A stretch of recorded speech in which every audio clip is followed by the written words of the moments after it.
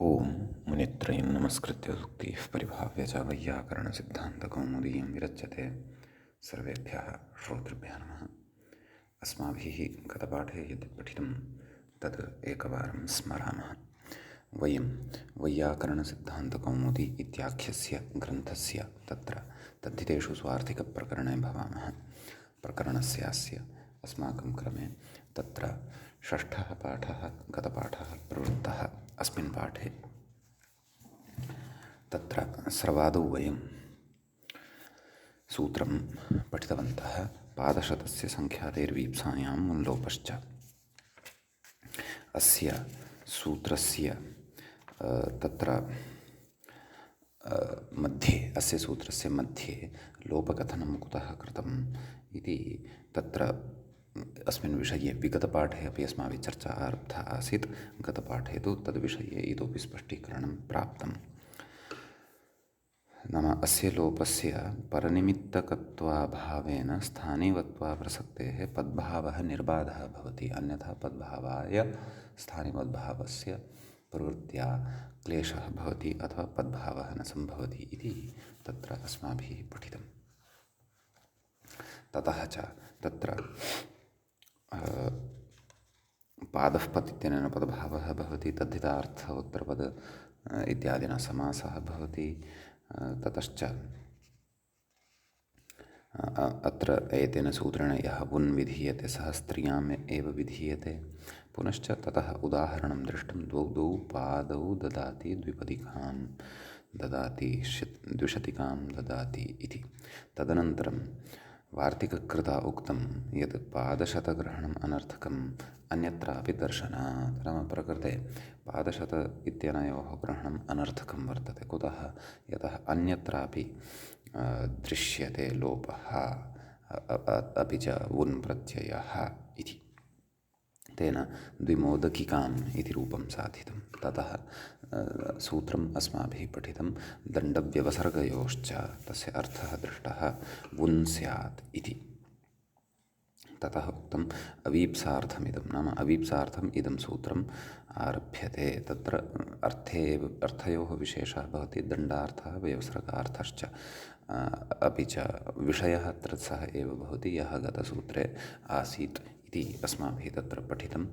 ततः अग्रे तत्र उक्तम् अवीप्सार्थमिदं, नाम इदम् अवीप्सार्थं वर्तते।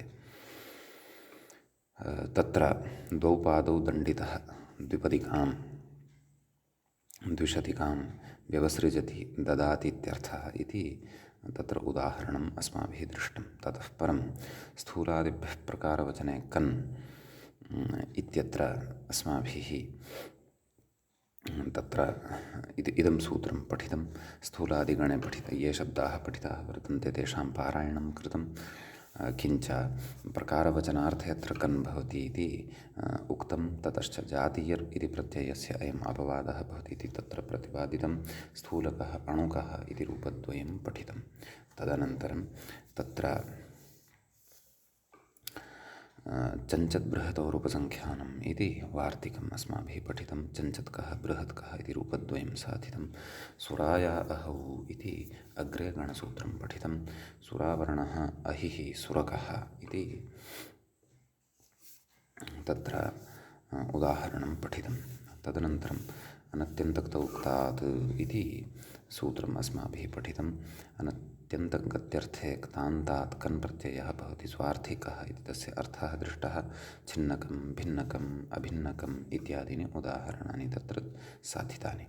तदनन्तरं न साम्यवचने इति निषेधविधायकं, नाम कनः निषेधविधायकं सूत्रम् अस्माभिः पठितं।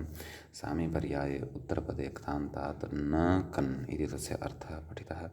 सामीकृतम् अर्धकृतमिति रूपद्वयं साधितं। तत्र विशेषः अयमपि दृष्टः यत् प्रकृते तत्र अयं निषेधः अत्यन्तस्वार्थिककनः प्रवर्तकः भवति।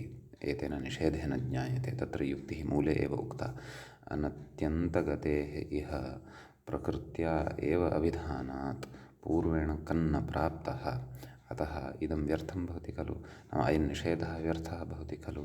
तर्हि तत्र उक्तम् इदमेव निषेधसूत्रम् अत्यन्तस्वार्थिकमपि कलं विज्ञापयति। तेन बहुतरकम् इत्यादयः प्रयोगाः अपि दृश्यन्ते। किञ्च अन्यत्रापि कन् प्रत्ययस्य अत्यन्तस्वार्थिकस्य प्रवृत्तिः भवति इति। तदनन्तरम् अषडक्षाष्टङ्गलङ्कर्मालं पुरुषाद्युत्रपदात् खः इति तत्र सूत्रम् अस्माभिः आरब्धं वर्तते। अस्य सूत्रस्य पदविभागः अस्माभिः पठितः। अस्य सूत्रस्य अर्थः चापि अस्माभिः दृष्टः। तत्र गतपाठस्य अन्ते व्याख्यायाः पङ्क्तिषु अस्य सूत्रस्य अर्थोऽपि अस्माभिः दृष्टः। तत्र व्याख्यात्रा उक्तम् अषडक्ष स्वार्थ इति तत्र उक्तं शेषपूर्णमिदं, नाम शेषपूर्णेन अस्य सूत्रस्य व्याख्याता तत्र ग्रन्थकारेण व्याख्या कृता। तदनन्तरं तत्र व्याख्यात्रा उक्तम् अषडक्ष आशितङ्गु अलङ्कर्मन् अलं पुरुष एभ्यः, नाम एते ये अत्र एतावन्तः परिगणिताः। अषडक्ष आशितङ्गु अलङ्कर्मन् अलं पुरुषः, पञ्च अत्र चत्वारः अत्र एते शब्दाः वर्तन्ते। एभ्यः अध्युत्तरपदात् च पञ्चमः विषयः कः? अध्युत्तरपदं यत्किमपि भवति तद् उदाहरणे स्पष्टे भविष्यति। किम् अध्युत्तरपदम् अत्र स्वीक्रियमाणं वर्तते उदाहरणत्वेन ग्रन्थकारेण इति कथयति। अध्युत्तरपदाच्च स्वार्थे खः स्यात् इत्यर्थः, नाम स्वार्थिकः खप् प्रत्ययः अत्र भवति इति अर्थः तत्र ज्ञातः भवति। सम्यक्। ततः एतावान् विषयः अस्माभिः गतपाठे पठितः। अयं च षष्ठः पाठः प्रकरणस्यास्य प्रवृत्तः अभूत्। अधुना तावत् तद्धितेषु स्वार्थिकप्रकरणस्यास्य अस्माकं क्रमे तत्र सप्तमः पाठः आरब्धः भवति। अस्मिन् सप्तमे पाठे तत्र उदाहरणानि, नाम अस्य प्रकरणस्य अस्य सूत्रस्य उदाहरणानि अस्माभिः द्रष्टव्यानि वर्तन्ते, साधनीयानि वर्तन्ते। तत्र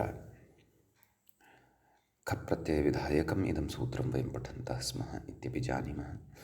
तत्र प्रथमम् उदाहरणं प्रदत्तं वर्तते अषडक्षीणो मन्त्रः इति। द्वाभ्यामेव कृतः इत्यर्थः इति उदाहरणस्य अर्थं कथयति। उदाहरणम् इतोपि अस्मान् बोधयन्नस्ति, तस्य अर्थं बोधयन्नस्ति व्याख्याता। मन्त्रणं मन्त्रः रहसि तद अमात्यादिभिः युक्तिभिः क्रियमाणं निर्धारणं। नाम राजा च तदमात्याश्च, राजा तदमात्याः, नाम तस्य अमात्याः तदमात्याः, कस्य? राज्ञः इति भावः।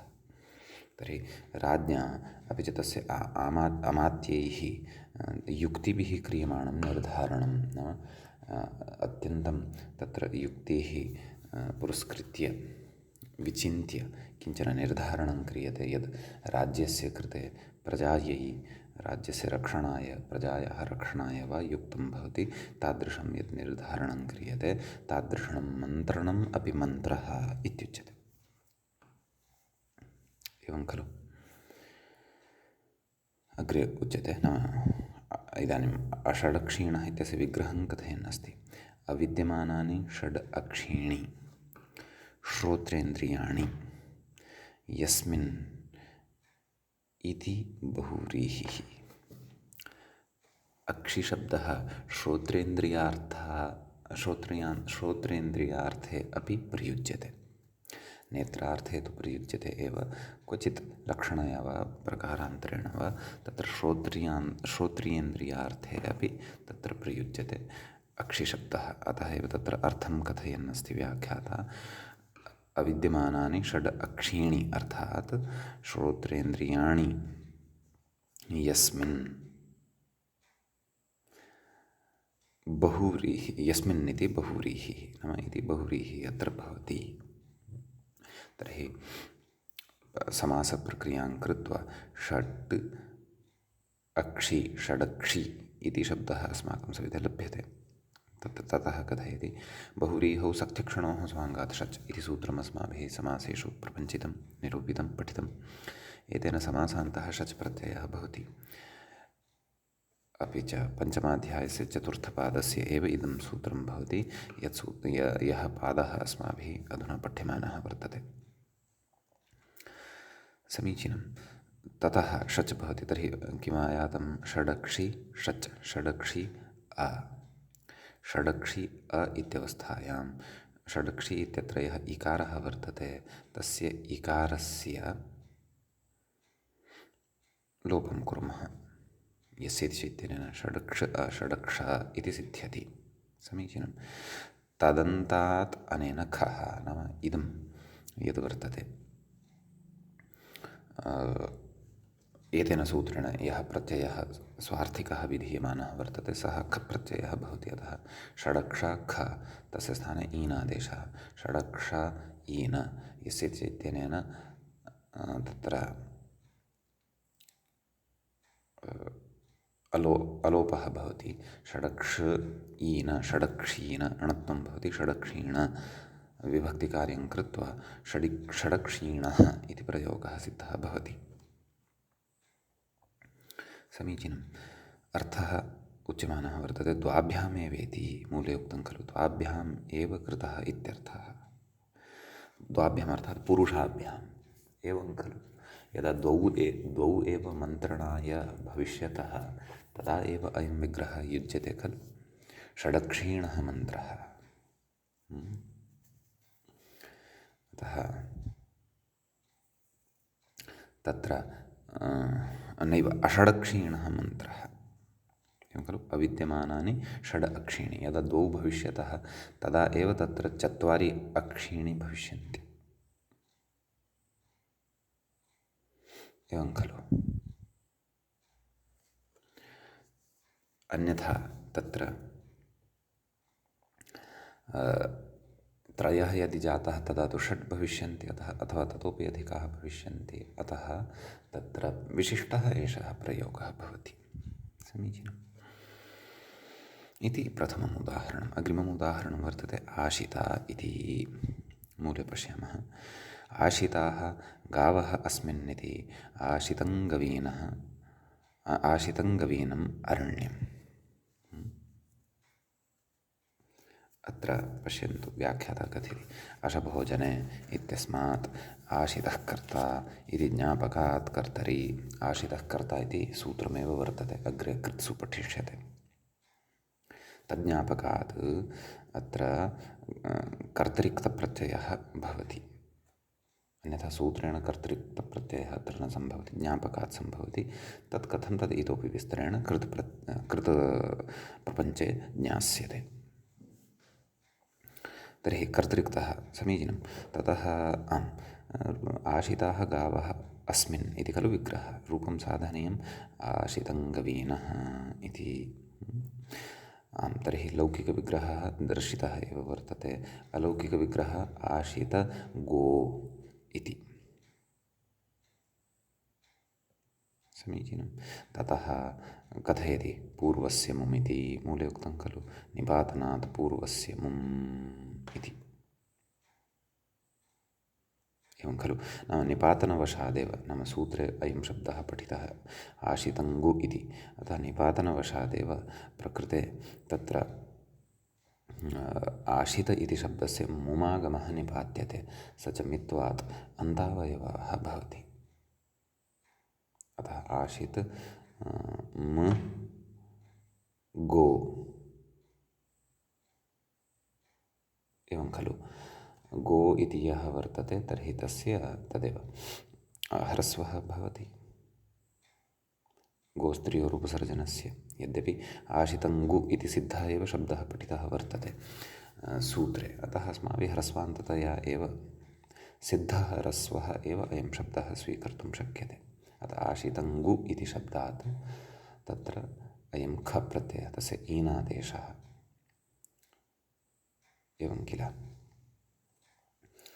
ततः ओर्गुणः इत्यनेन उकारस्य ओकारः, आशितङ्गो ईन, ततः अवादेशः आशितङ्गव ईन, आशितङ्गवीन, विभक्तिकार्यं कृत्वा आशितङ्गवीनम् इति रूपं सिद्धं भवति, यच्च अरण्यस्य विशेषणं भवति इत्यपि विशिष्टः कश्चन प्रयोगः वर्तते। नाम तादृशम् अरण्यं यत्र गावः चरणं कृतवत्यः सन्ति अथवा कृतवन्तः सन्ति।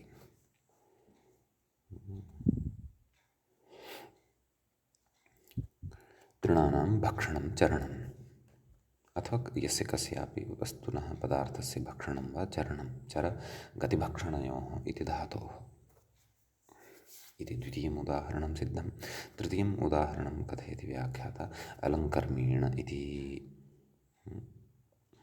मूले कथयति अलङ्कर्मणे अलङ्कर्मीणः, नाम विग्रहं प्रदर्शयति मूले अलङ्कर्मणे। तर्हि कथं समासः अत्र कथयति व्याख्याता पर्यादयो ज्ञानाद्यर्थे इति चतुर्थी समासात् खः, एवं किल। पर्यादयो ज्ञानाद्यर्थे चतुर्थ्या इदं च सूत्रम् अस्माभिः पूर्वं पठितमेव अस्ति, एवं खलु। अतः खप्रत्ययः अत्र भवति, टिलोपः, एवं किल। तर्हि तदेव अलङ्कर्मन् ईन, खास्थाने ईन इति आदेशः भवति। टिलोपः अर्थात् न स्तद्धिते, नान्तस्य पदस्य टेर् लोपः स्यात् तद्धिते परतः, नान्तस्य भस्य इत्युच्यते। अतः कर्मन् इत्यत्र यः अन् इति भागः वर्तते तस्य लोपः भवति। अतः तत्र अलङ्कर्म ईन अलङ्कर्मीण, ततः नस्य णत्वे सति अलङ्कर्मीण इति सिद्धं भवति। ततः सुप्रत्ययः आयाति, तस्य सस्य ऋत्वे विसर्गे सति अलङ्कर्मीणः इति प्रयोगः सिद्धः भवति। ततः अलं पुरुषीणः इति अन्यः प्रयोगः अपि, नाम अन्यः अलं पुरुष इति शब्दः अपि सूत्रे दृश्यते खलु, तद्विषये अपि उदाहरणं दीयते। तस्य विग्रहः अपि सरलः, अलं पुरुषाय इति। अत्रापि तदेव पर्यादयो ज्ञानाद्यर्थे चतुर्थ्या, तद्वा सत्यं पर्यादयो ज्ञानाद्यर्थे चतुर्थ्या इत्यत्रापि तेनैव समासः। अलं पुरुष इत्यनेन सूत्रेण इति शब्दात् तत्र खप्रत्यये सति ईनादेशे च सति अलं पुरुषीणः इति रूपं सिद्धं भवति। अग्रे व्याख्याता कथयति मातृभोगिणः इत्यादावपि अषडक्षीणौ इत्यादौ इव अषडक्षीणः इत्यादौ णत्वं, तच्च मातृभोगिणः इत्यत्र णत्वसन्दर्भे अस्माभिः तद्धितेषु एव विचारः कृतः वर्तते। अतः प्रकृते अपि तत्र णत्वस्य प्रवृत्तिः अस्माभिः द्रष्टव्या। प्रातिपदिकान्तरं विभक्तिषु च इत्यादि चर्चा वेलायां तत्र यद्यपि तत् सूत्रं तु समासेषु पठितं भवति, परन्तु तत् स्वीकृत्य अस्माभिः कश्चन विचारः तद्धितेषु मातृभोगिणः इत्यस्य सिद्ध्यर्थं कृतः, तद्वदेव अत्रापि णत्वं भवति इति भावः।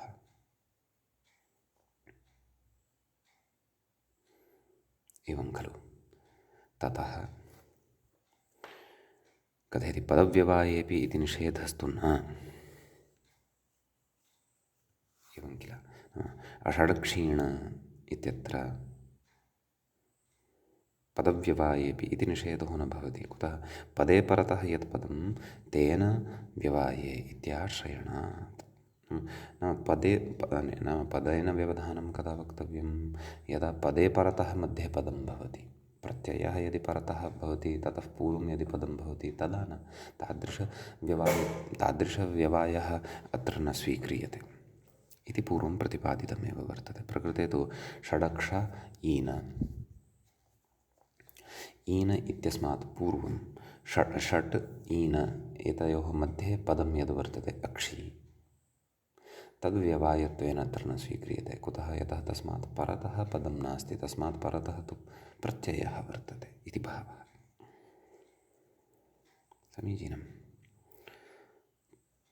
इति हणत्वविषये किञ्चित् उक्त्वा इदानीम् अध्युत्तरपदस्य उदाहरणं कथयति। अन्तिमः विषयः, पञ्चमः विषयः सूत्रे भवति। अध्युत्तरपदादपि खप्रत्ययः भवति इति खलु। अतः तस्य उदाहरणम् अधुना अस्ति उच्यमानं। कथयति ईश्वराधीन इति। एवं खलु तत्र मूले उदाह्रियते किल। इदम् उदाहरणं तत्र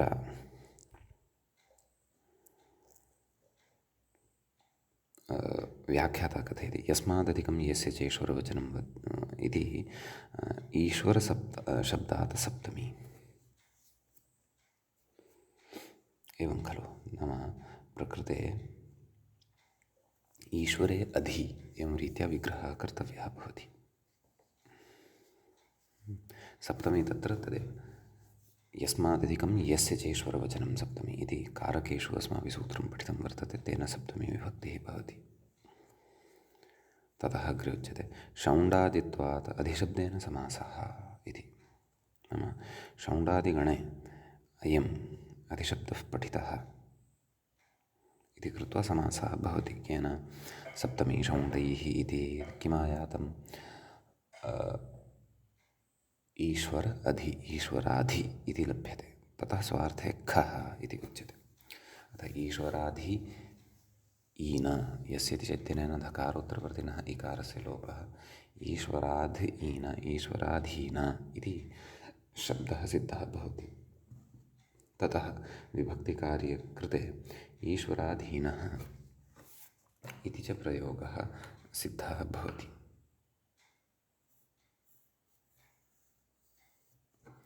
एवं किल। अग्रे कथयति व्याख्याता समर्थानाम् इत्यतः वाग्रहणानुवृत्त्या अस्य खस्य वैकल्पिकत्वभ्रमं वारयति। नाम अत्र सूत्रे विभाषा नैव न अस्मिन् सूत्रे विभाषा नास्ति। सूत्रं तु अषडक्षाष्टङ्गुलङ्कर्माणं पुरुषाध्युत्तरपदात् खः इत्येवमेव वर्तते। तदेव कथयति। नाम अत्र यः प्रत्ययः विहितः अस्माभिः तस्मिन् उदाहरणे सः प्रत्ययः तत्र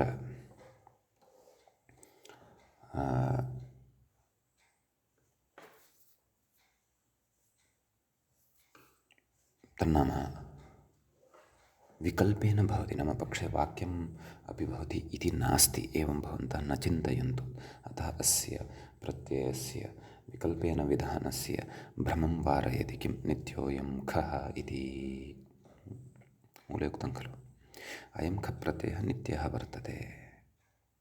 अत्र एकमेव उदाहरणं कथयति। कुतः?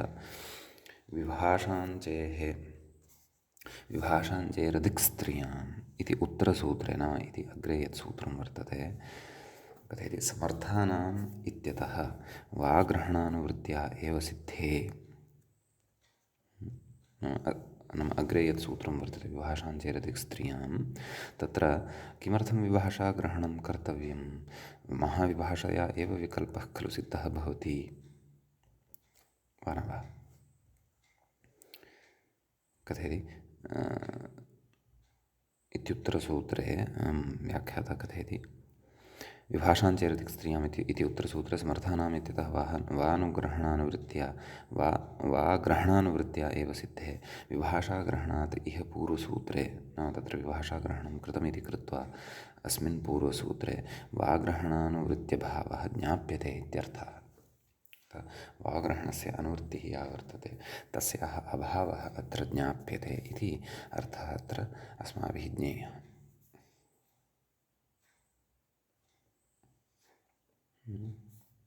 अग्रे तत्र उक्तं न चैवं सति आशिता गावः अस्मिन्निति अलङ्कर्मणः इति च विग्रहप्रदर्शनम् अनुपपन्नम् इति वाच्यं।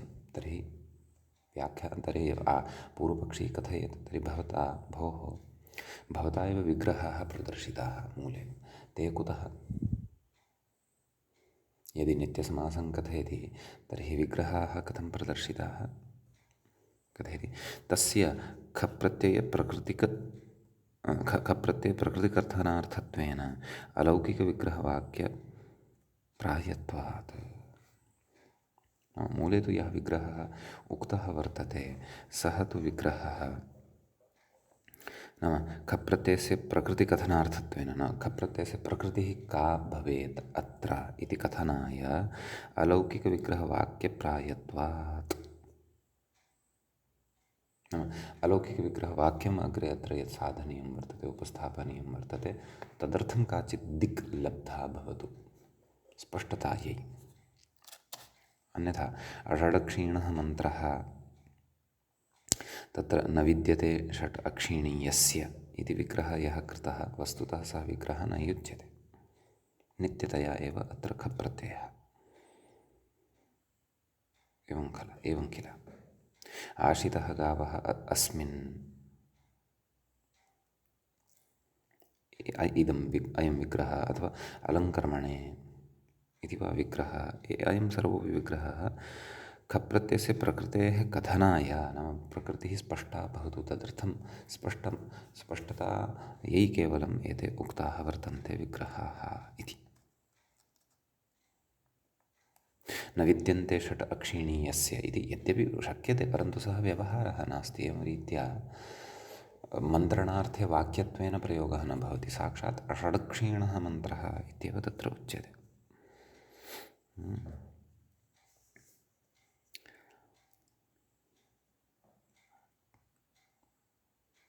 ततः कथयति प्रसङ्गादाः अन्येऽपि इति। मूले तत्र वचनम् एकं वर्तते, अन्येऽपि केचित् स्वार्थिकाः प्रत्ययाः नित्यमिष्यन्ते इति।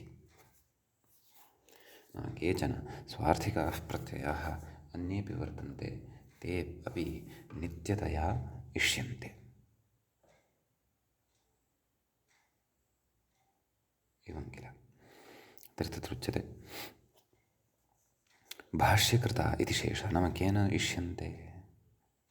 भाष्यकृता नाम भाष्यकृता तत्र सङ्कलनं कृतं वर्तते।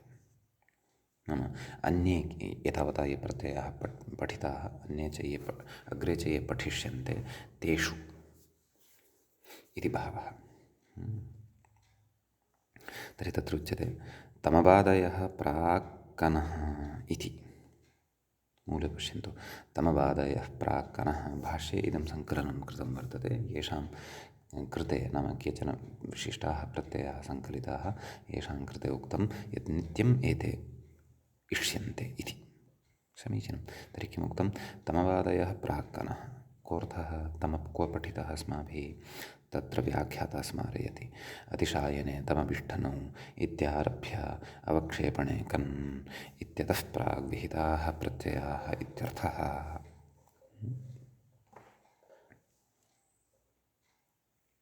एवं किल इतः प्राक् ये विहिताः वर्तन्ते प्रत्ययाः ते इति।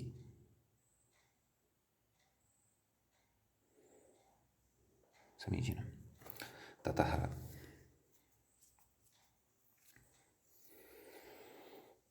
अग्रे कथयति ज्ञादयः प्राग्गुण इति। ज्ञादयः अर्थात् ज्ञप्रत्ययः क्व पठितः? पूङाञ्ञो ग्रामणी पूर्वात् इत्यारभ्य प्राग्गुणः कथयति पादशतस्य सङ्ख्यादेर्वीप्सायां लोपश्च इत्यतः प्राग् विहिताः प्रत्ययाः इत्यर्थः। एते अपि नित्यम् इष्यन्ते, नाम नित्यतया एतेषां प्रवृत्तिः भवतु, पक्षे वाक्यं न भवतु इति भाष्यकारस्य इष्टिः वर्तते इति। विग्रहपरकं वाक्यं तु स्पष्टतायै। अग्रे उक्तम् आमादयः प्राङ्मयट इति। मूले पश्यन्तु, आमादयः प्राङ्मयटः। तर्हि अयम् आं क्व पठितः? कथयति स्मारयति व्याख्याता, पठितः अस्ति अस्माभिः किमेत्यव्ययघातां उदरव्यप्रकर्षे इति पठितं खलु। इत्यारभ्य नाम ततः आरभ्य तत्प्रकृतवचने मयट् इति अग्रे पठिष्यते। एतावत् पर्यन्तं समीचीनं। इत्यतः प्राग्विहिताः इत्यर्थः इति तत्र उक्तम्। एवं किल। ततः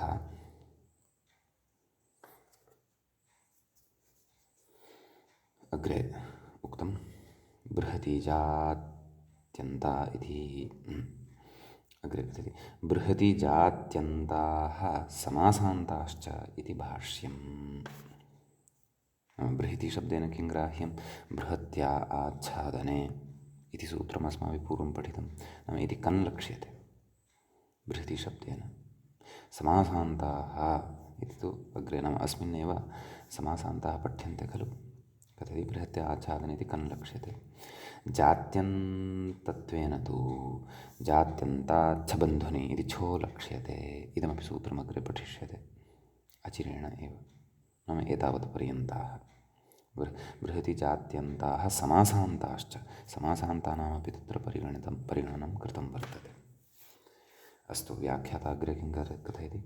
बहुवचननिर्देशात् पाशवादयः अपि षष्ठ्यारूप्य च इत्यन्ताः गृह्यन्ते इति कैयटः। कैयटः तत्र इत्यन्ताः इति बहुवचननिर्देशात् पाशवादीन् अपि अत्र सङ्कलयति। व्याख्याता कथयति वस्तुतस्तु परिगणिताः एव नित्याः। नाम ये भाष्यकारेण साक्षात् स्वयं परिगणिताः वर्तन्ते ते एव अत्र नित्याः प्रत्ययाः भवन्ति इति अस्माभिः ज्ञातव्यं। न तु पाशपादयो अपि, परन्तु पाशपादयः अपि अत्र नित्याः भवन्ति इति तु न। सम्यक्। ततः बृहतीजात्यन्ताः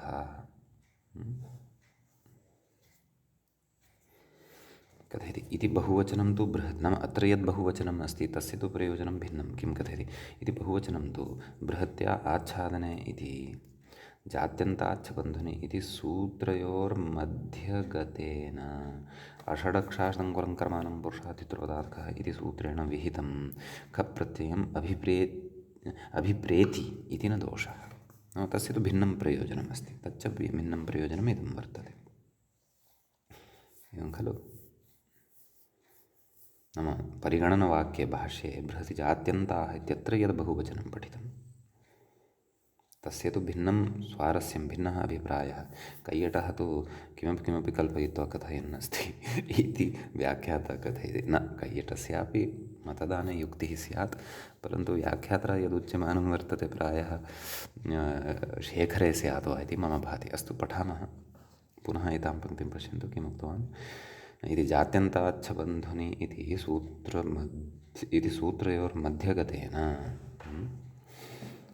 बृहत्या आच्छादने जात्यन्ताच्छबन्धुनि इत्यत्र मध्यगतेन अषडक्ष इति सूत्रेण विहितं खप्रत्ययम् अभिप्रेति। नाम सः खप्रत्ययः अत्र ग्राह्यः इति तस्य अभिप्रायः तत्र बहुवचनस्य। क्व परिगणनवाक्ये बृहति जात्यन्ताः इति यदुक्तम् इति। अग्रे कथयति विभाषाञ्चेरदिक् स्त्रियाम् इति उत्तरसूत्रे खविदौ विभाषाग्रहणं तु तस्यापि बृहती जात्यन्तरालवर्तित्वाविशेषात् नित्यत्वे प्राप्ते विकल्पार्थम्। एवं नाम यत् परिगणनं कृतं वर्तते तत्र उत्तरसूत्रेण नाम विभाषा अञ्चेरदिक् स्त्रियाम् इत्यत्रापि नित्यता कोटु नाम परिगणनत्वात् नित्यकोटुवस्यापि प्रवेशः स्यात्, परन्तु तस्य नित्यत्वं न स्यात् इति एतत् कृत्वा अत्र विकल्पार्थं विभाषाग्रहणं कृतं वर्तते। तर्हि पश्यन्तु एतेन किं ज्ञायते? भाष्यकृता यत् परिगणनं वर्तते तद् सूत्रकारस्य एव अभीष्टं वर्तते। अत्र सर्वमेतद् विभाषादिकमपि ज्ञापकं भवति इति अहं चिन्तयामि, भवन्तः अपि चिन्तयन्तु।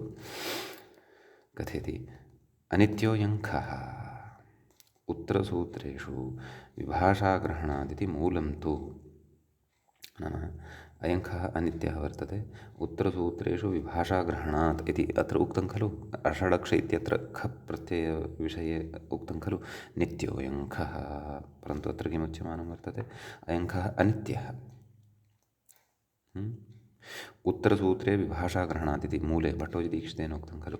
इति मूलं तु अभ्युच्चययुक्तम् इति शब्देन्दुशेखरे स्थितं नाम इति मूलं तु अभ्युच्चययुक्तं वर्तते।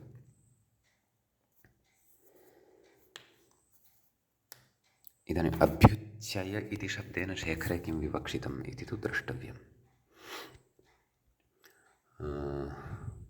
अस्य शब्दस्य अर्थ कथनाय कोशाः एव तत्र द्रष्टव्यः। आं विभाषा एषः कथयति किम्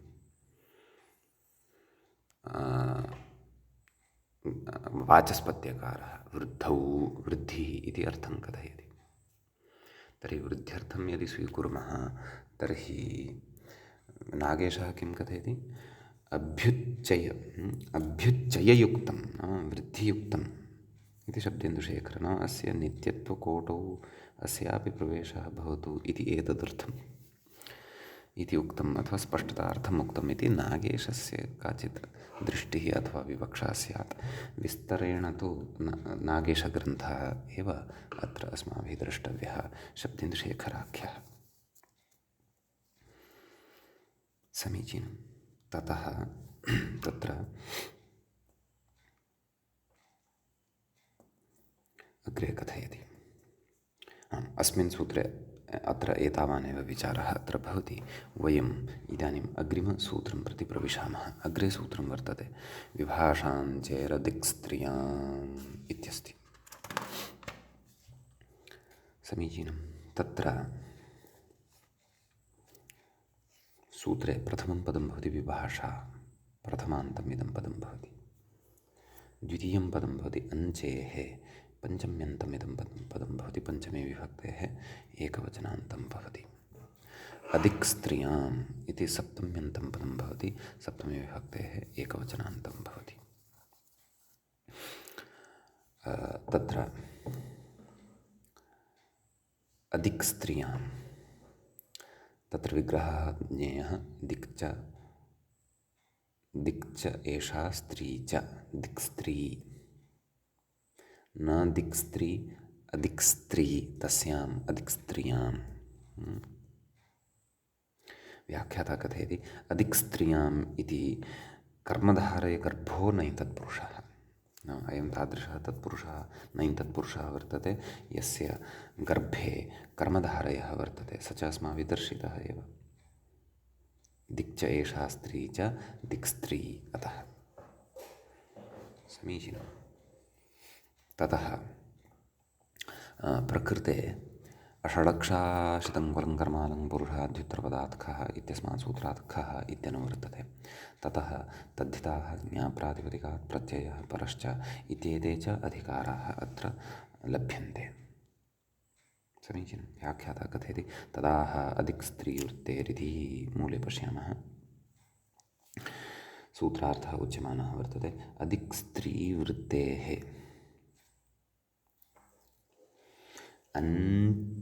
अञ्चत्यन्तात् प्रातिपदिकात् खः स्यात् स्वार्थे।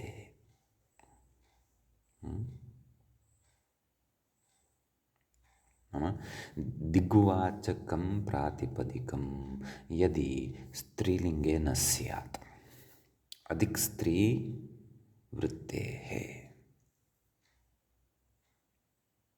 नाम अञ्चोत्तरपदत्वमपेक्षितं परन्तु दिग्वाचकं प्रातिपदिकं स्त्रीलिङ्गवाचकम् अपि न भवेत्। कथयति व्याख्याता स्पष्टीकरिष्यति अथवा उदाहरणेषु अर्थः स्पष्टः भविष्यति।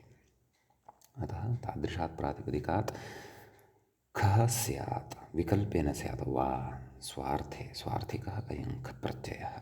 समीचीनम्। उदाह्रियते प्राक्, प्राचीनं, प्राक् अर्थात् उदाहरणकथनम् अत्र क्रियते इति भावः। तत्र प्राक् एव इति विग्रहः। प्राक् इति पक्षे प्राक् इत्यपि रूपं भवति इति भावः। ततः खः प्रत्ययः भविष्यति। व्याख्याता कथयति अञ्चेर्लुक् इति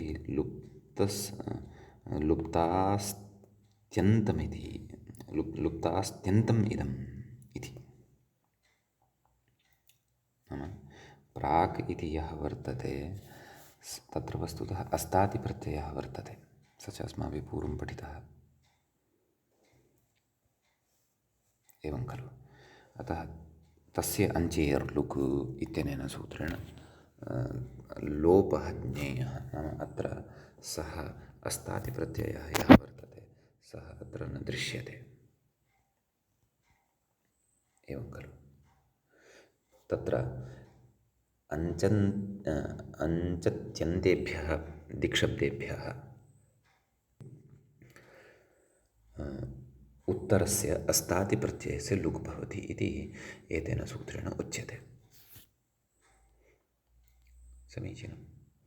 पूर्वम् इदं सूत्रं व्याख्यातं वर्तते लुगादिप्रकरणेषु, लुक् प्रसङ्गे। समीचीनं।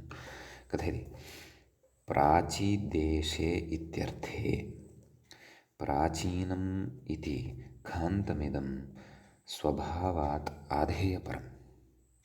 नाम प्राचीन इति शब्दः साध्यते खलु, तदेव प्राक् इति वर्तते। वस्तुतः तत्र मूलशब्दः कः, प्राच् इति वर्तते। यथा तत्र पूर्वपदं भवति प्रा, उत्तरपदं भवति अञ्च् इति, तत्र न लोपानन्तरम् अच् इति लभ्यते। अतः अञ्चु उत्तरपदत्वम् अस्य वर्तते। अञ्चेरदिक् किमुक्तम्, अदिक् स्त्रीवृत्तेः अञ्चन्त्यन्तात् प्रातिपदिकात्, अञ्चन्त्यन्तं प्रातिपदिकम् अस्माकं सविधे लब्धं वर्तते। सम्यक्। अतः प्राच् इत्यस्मात् प्राक् एव इत्यस्मिन् अर्थे विभाषाञ्चेरदिक् स्त्रियाम् इत्यनेन सूत्रेण खप्रत्ययः भवति। विभाषा खस्थाने ईनादेशः भवति। प्राच् ईन् अप्राचीन, अर्थात् खकारोत्तरवर्ती अकारस्तु तथैव तिष्ठति। विभक्तिकार्यं कृत्वा प्राचीनम् इति रूपं सिद्धं भवति। खप्रत्ययः यस्मिन् पक्षे नास्ति तत्र तत्र प्राक् इत्येव वदामः। एवं खलु। अपि च अस्त्रीवृत्तिः अपि अयं शब्दः वर्तते, स्त्रीलिङ्गे न व्यवह्रियते। एवं खलु। ततः व्याख्याता किं कथयन्नास्ति तत् पश्यामः। प्राचीदेशे इत्यर्थे नाम प्राग्देशः यः वर्तते अथवा प्राच्यां दिशो विद्यमानः यः देशः वर्तते इत्यस्मिन् अर्थे प्राचीनम् इति खान्तमिदं नाम खप्रत्ययान्तं प्राचीनम् इति यत् पदं वर्तते स्वभावात् आधेयपरं, नाम आधेयार्थः वस्तुतः एतेन ज्ञापितः भवति। आधाराधेययोः च अर्थः अस्माभिः ज्ञायते सुष्ठु यतोहि कारकेषु आधारोऽधिकरणम् इत्यत्र अस्माभिः विस्तरेण पठितं। समीचीनम्। अग्रे उच्यते स्वभावादेव सामान्यनपुंसकम् एकवचनान्तत्वं च, नाम शब्दस्वाभाव्यात् तत्र सामान्यनपुंसकत्वं भवति, एकवचनान्तत्वं च भवति। कथयति इदं तु पदसंस्कारपक्षे, पदसंस्कारपक्षे एवं रीत्या अस्य रूपसिद्धिः ज्ञेयः। अन्यः अपि कश्चन विचारः उच्यमानः वर्तते। वाक्यसंस्कारपक्षे तु प्रागादिशब्देभ्यः समभिव्याहृतदेशकालस्थवृक्षादिबोधकेभ्यः खः इति। एवं खलु। पदसंस्कारपक्षे तत्र आधेयत्वार्थं पुरस्कृत्य अस्माभिः साधितं खलु प्राचीनम् इति। परन्तु तत्र स्वाभावात् आधेयपरः अयं शब्दः। तत्र वाक्यसंस्कारपक्षे वाक्यत्वेन संस्कारः अथवा वाक्ये यदि अस्य शब्दस्य प्रयोगः कर्तव्यः तदा तु प्रागादिदेशेभ्यः समभिव्याहृतदेशकालस्थवृक्षादिबोधकेभ्यः खप्रत्ययः, नाम एते प्रागादयः अत्र ये उदाहरणत्वेन चर्च्यमानाः वर्तन्ते, एतेभ्यः समभिव्याहृतदेशकालस्थवृक्षादिबोधकाः यदा एते शब्दाः भवन्ति, नाम यत्र देशे वा काले वा ये वृक्षादयः समभिव्याहृताः भवन्ति तादृश अर्थे वा अत्र तादृश अर्थे अपि अत्र वाक्यसंस्कारपक्षे खप्रत्ययः वक्तुं शक्यः। अयं विषयः नाम तदेव शब्दानां पदगतसंस्कारमादाय व्युत्पादनं भवति, शब्दानां वाक्यगतसंस्कारमादाय क्वचित् व्युत्पादनं भवति। अतः तत्र उभयथापि यत्र अर्थे एव ईषद् भेदः भवति तावदेव, अन्यत्तु न। नाम प्रधानः अर्थः तु यः उक्तः सः एव अस्ति अत्र, नाम यः प्रचलति स्वार्थे, परन्तु स्वस्य अर्थः कः, सः स्वस्य अर्थः अपि तत्र वाक्यगतसंस्कारपक्षे, संस्कारः नाम तत्र तादृश अर्थस्य तत्र योग्यता, युक्तिः खलु, तदनन्तरं तस्य व्युत्पादनं, ततः च वाक्यगतसंस्कारः अपि कश्चन भवति इति। समीचीनम्। अयं विषयः यद्यपि मूलेनोक्तः तथापि अस्माभिः पठनीयः, कदाचित् वा प्रयोजनाय स्यात्। अग्रे उक्तं तत्र उपस्थितविशेषलिङ्गत्यागे, नाम उपस्थितविशेष्यलिङ्गत्यागे, नाम यथा विशेष्यं वर्तते तस्य लिङ्गत्यागे, नाम तस्य लिङ्गं न ग्राह्यं, नपुंसकलिङ्गत्वमेव ग्राह्यं, कथयति मानाभावात्, नाम प्रमाणाभावात्, प्राचीनाः आम्राः, प्राचीना वाटी, प्राचीनं वनम् इति भवति इत्याहुः। नाम तदेव यदा वयं वाक्यसंस्कारपक्षं स्वीकुर्मः तदा किमुक्तं, नाम प्रागादिशब्देभ्यः समभिव्याहृतदेशकालस्थवृक्षादिबोधकेभ्यः कः भवति।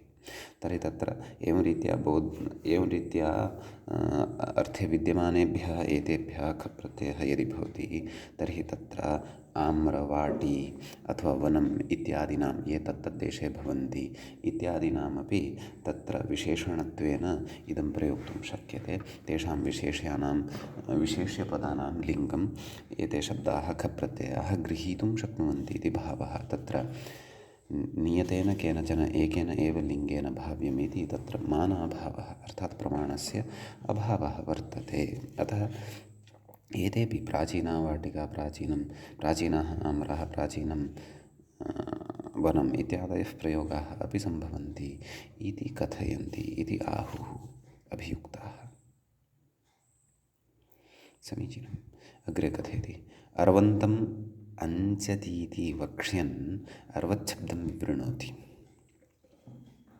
अर्वन् इति कश्चन शब्दः खलु, तस्य शब्दस्य कः अर्थः इति आदौ अस्माकं कृते बोधयन्नस्ति ग्रन्थकारः। निकृष्टेति मूले पश्यामः। अस्तु, परन्तु ततः पूर्वं मूले अन्यानि अपि उदाहरणानि सन्ति खलु, तान्यपि अस्माभिः साधनीयानि। द्वितीयम् उदाहरणं तत्र प्रदत्तं विकल्पेन रूपद्वयं प्रदत्तं वर्तते, प्रत्यक् प्रतीचीनम् इति। तर्हि तत्र प्रत्यक् एव इति विग्रहः भवति, प्रतीच् इति चकारान्तात् शब्दात् विभाषाञ्चेरदिक्स्त्रियाम् इति तत्र सूत्रेण खप् प्रत्ययः भवति।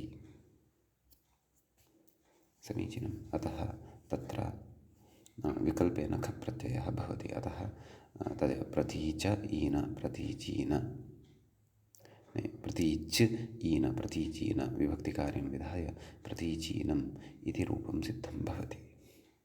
सम्यक्। एवमेव अवाक् अवाचीनम् इति, तत्र अवाक् अवाचीनम् इति रूपं साधनीयं वर्तते। तत्र यद्यपि जानीमः अवाच् इत्यस्मात् विभाषाञ्चेरदिक् स्त्रियाम् इत्यनेन खप् प्रत्यये सति अवाचीनः अवाचीनम् इति रूपं सिद्धं भवति, तदभावपक्षे अवाक् इत्येव रूपं भवति इति जानीमः। परन्तु तत्र अर्वाक् सत्यम्, एतस्मिन् विषये तु स्पष्टता जाता। नाम अत्र एतावानेव विशेषः आसीत् अवाक् अवाचीनम् इत्यत्र। इदानीम् अर्वाक् अर्वाचीनम् इति रूपम् अग्रे साधनीयं वर्तते। तत्र नाम अर्वच्छब्दः यः वर्तते तस्य अर्थः कः तद् उच्यमानं वर्तते अधुना ग्रन्थकारेण। व्याख्याता तत्र इङ्गितं कृतवान् अस्ति निकृष्टेति। तत्र वयं मूले यदि पश्यामः, निकृष्टप्रतिकृष्टार्वरेफयाप्यावमाधवाः इति तत्र उच्यते अमरकोशे। तत्र एते शब्दाः परिगणिताः वर्तन्ते। पश्यन्तु, एतत् वचनं पश्यन्तु अमरकोशस्य। निकृष्ट प्रतिकृष्ट अर्वन् रेफ याप्य अवम अधम, एते शब्दाः अत्र पठिताः भवन्ति। तेषु अर्वन् इत्यपि एकः शब्दः वर्तते, एवं खलु। अतः एते अर्थाः अर्वन् शब्दस्य भवितुम् अर्हन्ति इति भावः।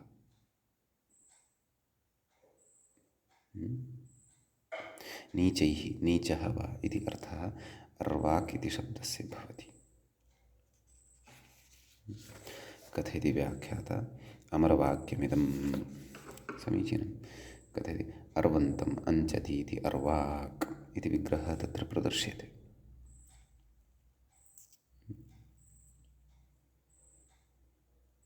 अर्वन्तम् अञ्चति, अञ्चूकतौ इति धातुः वर्तते खलु। अर्वन्तं नाम नीचैः गच्छति, एवं खलु। अञ्चु गतिपूजनयोः इति अस्ति किल, अतः सः अर्वाक् भवति। तदेव अत्र मूलतः अर्वन् इति शब्दः भवति। तत्र तस्य विभक्तिकार्यादिकं कृत्वा तत्र अर्वाक् इति शब्दः सिद्धः भवति। नाम अञ्चूत्रपदत्वम् अस्य वर्तते इति कृत्वा। समीचीनं। तर्हि प्रकृते अर्वाच् इति शब्दात् खप् प्रत्ययः विकल्पेन भवति। तर्हि अर्वाक् अर्वाच् ईन, नाम खस्थाने ईनादेशे सति अर्वाचीन इति रूपं तत्र सिद्धं भवति। समीचीनं। पक्षे अर्वाक् इत्यपि भवति। अर्वाच् इति मूलतः शब्दः अत्र भवति, एवं खलु। अस्य च अर्थः अस्माभिः अमरकोश पङ्क्तिं पुरस्कृत्य दृष्टः एव। समीचीनम्। अग्रे कथयति, इमानि एतावता उदाहरणानि सम्पन्नानि वर्तन्ते। इतः अग्रे अत्र प्रत्युदाहरणविचारः अस्ति क्रियमाणः। कथयति अधिक्स्त्रियां किम् इत्युक्तं खलु मूले। मानवः नाम तत्र न दिक्स्त्रियां, नाम दिक्वाचकः एषः शब्दः स्त्रीलिङ्गे न स्यात्, एवं कथयति। एवं किल। तर्हि तत्र उच्यते, प्रत्युदाह्रियते, प्राची दिक् उदीची दिक्। व्याख्याता कथयति लिङ्गविशिष्टपरिभाषया प्राप्तिः इति। नाम तत्र लिङ्गविशिष्टपरिभाषया तत्र प्रातिपदिकग्रहणे लिङ्गविशिष्टस्यापि ग्रहणम् इति न्यायेन अथवा इति परिभाषया स्त्रीलिङ्गे अपि अत्र रूपं भवति प्राची दिक्, उदीची दिक्। अतः स्त्रीलिङ्गे विद्यमानं प्राची इति शब्दात् यच्च अञ्चूत्रपदत्वं भजते, उदीची इति शब्दात् यच्चापि अञ्चूत्रपदत्वं भजते, एवं प्रतीची वा अर्वाची वा तेपि अत्र स्वीकर्तुं शक्यन्ते। ये वर्तन्ते तेभ्यः प्रकृतसूत्रेण तत्र खप् प्रत्ययः न भवति। स्त्रीलिङ्गे विद्यमानेभ्यः खप् प्रत्ययः अत्र न भवति। समीचीनम् इति अत्र प्रत्युदाहरणम् उक्तम्। तर्हि खप् प्रत्ययः यदि स्त्रियां विद्यमानात् न स्यात् तर्हि अनिष्टता का? चिन्तयन्तु, प्राची इत्यस्मादपि खप् प्रत्ययः कृतः, तस्य ईनादेशः कृतः। तर्हि प्राचीनम्, आम्, तत्र ईने परतः अथवा तु पुंवद्भावस्य प्राप्तिः स्यात्, अथवा तत्र काचित् अनिष्टता तु स्यात्। अन्यथा केवले यस्येति चैतन्येन ईकारे लोपे पुनः प्राच ईन इति अवस्थायां प्राचीन इत्येव यदि जातं तर्हि तु तत्र प्रयोजनं न स्यात्। अतः पुंवद्भावस्य अनिष्टता वा अत्र द्रष्टव्या। अन्यथा पुंवद्भावः यदि जातः तर्हि प्रागीनम् इति अनिष्टं रूपं स्यात्। परन्तु पुंवद्भावे सत्यपि प्राचीनम् इत्येव स्यात् खलु। यतः यस्य चेतनं तत्र पदत्वस्य बाधः भवत्येव तद्धितेषु।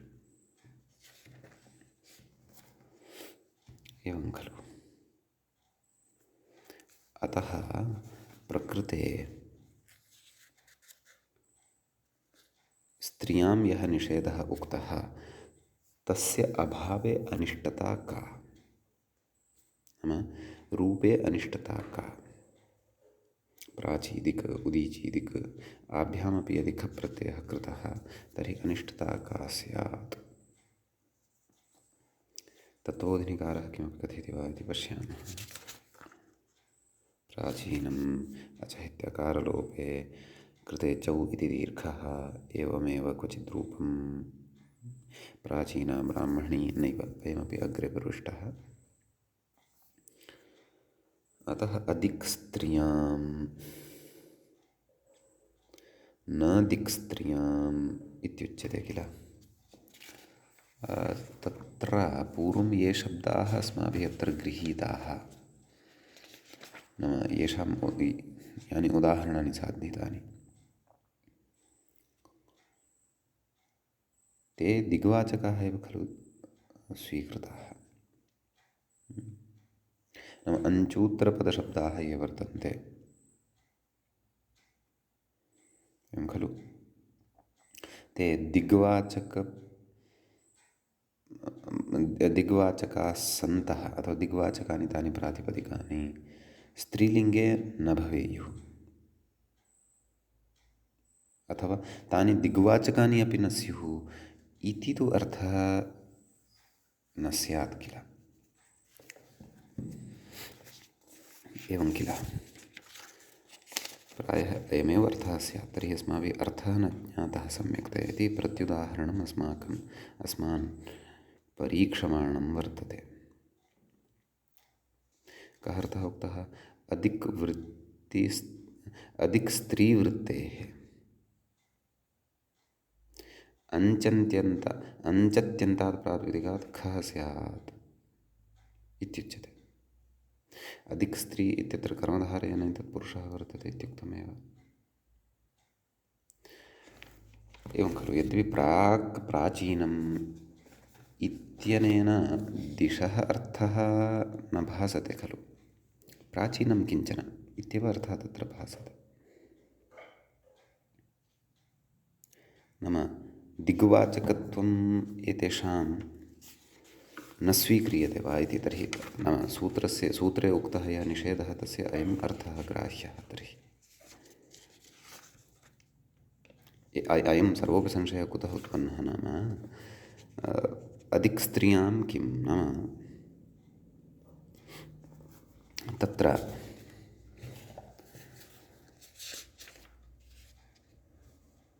नाम अधिक् स्त्रियाम् इति पदम् अत्र यत् पठितं वर्तते सूत्रे, तर्हि स्त्रीत्वबोधकं यद्दिग्वाचकप्रातिपदिकं भवति तन्न अत्र स्वीक्रियते। स्त्रीत्वबोधकेतरदिग्वाचकप्रातिपदिकं तु स्वीकर्तुं शक्यते। यतः अस्माभिः गतेषु उदाहरणेषु दृष्टम्। एवं खलु। अतः प्राची उदीची एते ये शब्दाः वर्तन्ते दिग्वाचकाः सन्ति, परन्तु स्त्रीलिङ्गे वर्तन्ते, तथापि अत्र खप् प्रत्ययः न भवति इति उक्तम्। अस्तु, तर्हि अयं निर्णयः तु एकः जातः। यानि उदाहरणानि साधितानि तत्रापि एतेषां दिग्वाचकत्वेन एव स्वीकारः भविष्यति। समीचीनम्। अतः अत्र किञ्चित् वयम् अग्रिमपाठे पुनः चर्चां करिष्यामः अस्य संशयस्य। नाम खप् प्रत्ययः कृतश्चेदपि का हानिः? तत्र प्राचीनम् इत्येव अपेक्षितम् इति स्यात् वा इति विमर्शम् अग्रे वयं करिष्यामः। अद्यतनपाठः तावत् अत्रैव उपसंह्रियते। मङ्गलं कुर्मः मुनित्रयं नमस्कृत्य उक्तीः परिभाव्य च वैयाकरणसिद्धान्तकौमुदीयं विरच्यते। एवञ्च तद्धितेषु स्वार्थिकप्रकरणस्य अस्य सप्तमः पाठः अस्माकं क्रमे सम्पन्नः। नमः सर्वेभ्यः श्रोतृभ्यः।